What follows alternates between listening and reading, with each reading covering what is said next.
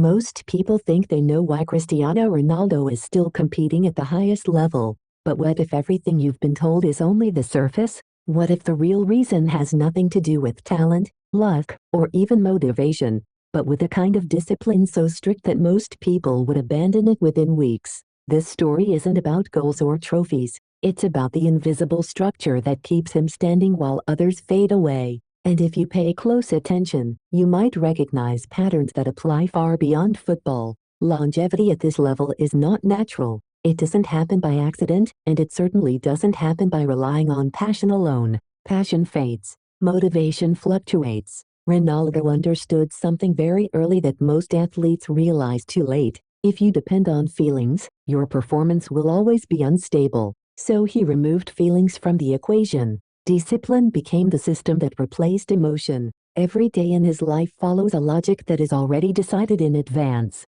There is no space for negotiation. No internal debate about whether today is a good day to train hard or rest a little more than planned. The decision was made years ago, and he simply executes it. That's the first hidden layer of his discipline, eliminating choice. When you remove daily choices, you remove daily excuses. Ask yourself how much energy you waste every day deciding whether to do what you already know you should do. Training is only one part of this structure. Recovery is treated with the same seriousness. Sleep is not optional. Nutrition is not flexible. Hydration is not forgotten. While many athletes train intensely and then sabotage their progress with poor recovery habits, Ronaldo treats his body like a long-term investment. He understands that performance is not built during effort, but during recovery. How many people push hard and then undo everything with careless habits afterward? What truly separates him is not how hard he trains, but how consistently he protects his physical condition.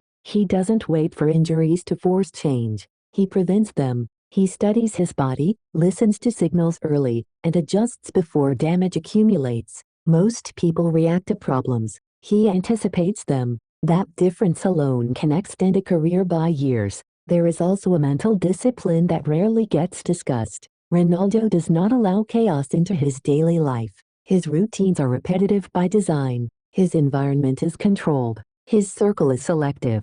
This isn't accidental. Randomness is the enemy of long-term excellence. Every distraction costs focus, and every loss of focus compounds over time. While others chase stimulation, he chases stability, and stability creates durability. Another uncomfortable truth is how he deals with comfort. Comfort is not a reward in his system, it is a threat. The moment comfort enters, standards begin to slip. That's why even after historic victories, his routines remain unchanged. Celebration never replaces preparation. Success never becomes permission to relax. Ask yourself how often you use small wins as an excuse to lower your standards. Ronaldo's discipline also shows in how he processes pressure. Pressure doesn't paralyze him because his habits don't change under stress. He doesn't rise to the occasion, he falls back on routine. That's a crucial distinction. When pressure hits, most people improvise. He repeats. And repetition under pressure is what creates reliability.